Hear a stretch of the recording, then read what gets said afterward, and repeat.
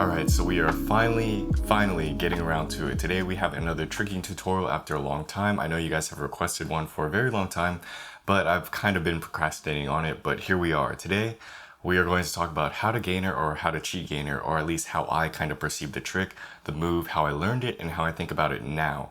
So it's not going to be the most comprehensive method, it's not going to be the best method per se, but it's the way I think about it, and it's the way that has gotten me a lot of other tricks as well. So hopefully it works for you, at least along the lines of thinking about it and progressing towards it. So let's go ahead and get started. You guys know I don't trick that much that often anymore, so I'm going to be kind of out of form, but hopefully the demonstrations and whatnot will be at least enough for you guys to get the concept or the idea. So let's go ahead and start with what is a gainer, what is a cheat gainer, and what are some of the prerequisites you might need to get this move.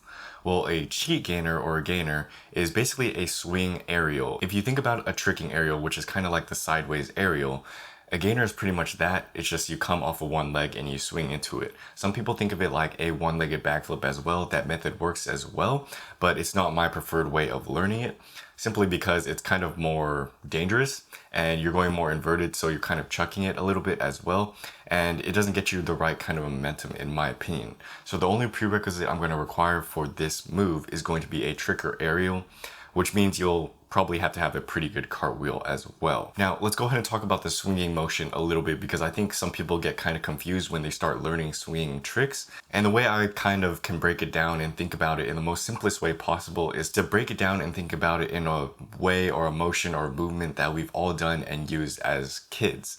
So, and that is by thinking about the swinging motion as like you're kicking a soccer ball or you're kicking a football. Basically, all you're doing is you're hopping onto one leg, you're kicking that leg through, and then basically when you're doing it in tricking, you do a flip out of it or something like that. You have a little bit more backwards momentum instead of just kicking or jumping forwards. But the general motion and kind of the body and the muscles involved are pretty much the same as if you would be kicking a soccer ball. So that is one way I'd recommend thinking about it. Think of your swing as kind of as if you're kicking a soccer ball. Let's talk about another setup that I would like to recommend to use when you're first learning swinging motions like gainers, and that is the scoot. If you have a scoot, then you have a pretty solid foundation on the basics of swinging motions. It doesn't have to be the best scoot, but if you can kind of somewhat scoot, it'll help you a lot in this progression. Now, a lot of people learn gainers from steps such as the J step or the Euro step, but I kind of learned it from the scoot because scoot allowed me to get a lot more momentum than something like the J step or Euro step. I wasn't as comfortable with those motions when I was starting out. And scoot allowed me to kind of baby the trick a little bit more, so I wouldn't have to like chuck a gainer, but rather I would kind of like ease into it using the scoot as a reliant method for momentum. But I would recommend sticking to whatever setup is most comfortable for you. If you learned a J step or a Euro step or a scoot, whichever one works for you is what I would recommend learning this move out of. All right, now that we have a kind of a sense of that, let's go ahead and start with the progression. There are two different progressions that I like to recommend when going into this move. The first one is kind of a vertical swing progression. It's almost like you're doing a 540 kick, except you are swinging instead of doing a cheat setup. So what I would recommend for you guys is to use your setup. The setup is going to allow you to ease into the right way of momentum, the right way of swing, so the gainer is kind of more right. And so I'll demonstrate with scoot. So basically you want to scoot, you want to swing that leg up, and always remember to swing your arms and legs together. Some people like to use the analogy of keeping like kind of a chain on your leg and your arms are swinging that together. I don't think about it so much in that way. I just think about getting my arms and legs up together, you know, but whatever way it works for you is best. And then we're not going to do anything crazy or big swing. Essentially, we're just going to hop onto this leg. That is our landing leg. And it's going to look really silly at first because it's going to be very vertical. You're not going to be doing too much flip. You're not going to have too much inversion, but this is how we progress into it. This is how we start off. So similar to a tricking aerial is what it's going to feel like, just like you're hopping onto one leg out of a scoot setup. And what we're going to do is we're going to get this very consistent, very comfortable, get 100% hit rate when you're trying this move. And then we can sort of progress into more inverted motions. So the next progression motion that I want to recommend is actually a cartwheel. So coming out of your setup, your scoot, your J step, your Euro step, I want you guys to kind of hop into almost a one-handed cartwheel, or if you need to, do a two-handed cartwheel. It's almost like we're doing a misleg, but we're not particularly doing a misleg. So that is the progression I would do for the second one. It would be to scoot and then just to do a cartwheel after, get this fluid, get this comfortable, and then just make sure you understand where it is you're facing, what you're doing, and how you're doing it. A lot of these things are very easy, but can be confusing at first. So it's important to just rep these motions out because there's not too much secrets or tips and tricks behind it. You're just doing a scoot into a hop, and you're just doing a scoot into a cartwheel. Think of it like that. So once you're comfortable with these methods, we can kind of use both of them, kind of combine the methods a little bit and also practice them individually to overall get a cheat gainer. So the way I like to progress from the first method would actually be to increase the hop and increase the swing. So from here, if you want to get more of an inverted gainer, because what you're doing right now is basically just a jump over, you want to swing more, you want to jump more, and you want to raise your arms a little bit up. It doesn't need to be in the direction that is necessarily straight up and straight over. You don't have to go fully inverted. You can go over the side a little bit at first, kind of like a tricking aerial, and then adjust from there. But the point is that we're progressing from a vertical hop into a slightly inverted hop to another slightly inverted hop to an even more slightly inverted hop. And this is the easiest way you can go about learning a gainer. All it comes to is just adding a little more jump, adding a little more swing, and I would recommend not progressing to a more inverted version unless you're landing the previous progressions consistently. So for example, you have your vertical hop, you progress to the next step, and then you start folding on this next step.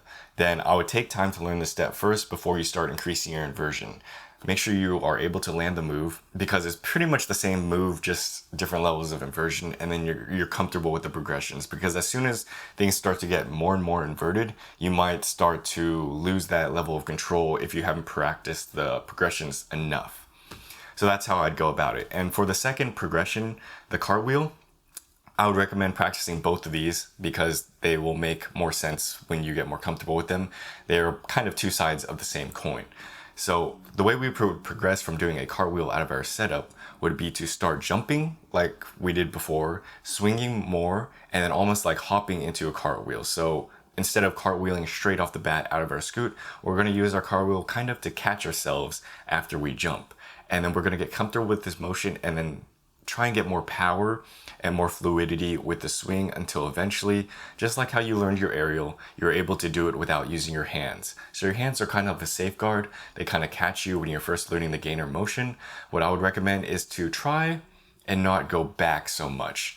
A lot of people have this problem where they go terribly back on their gainers, and that forces them to lose a lot of momentum. They start traveling a lot, and then they don't get a solid gainer. The closer you are to staying in place when you're practicing a gainer, the more easier it will be to land. Does that make sense? So those are the two progressions. If you practice these two, you get to a consistent level, you're landing it pretty well, you'll be able to start adding inversion onto either one of them, more swing, remove the arms, etc., until you finally have a gainer. Hopefully it makes sense.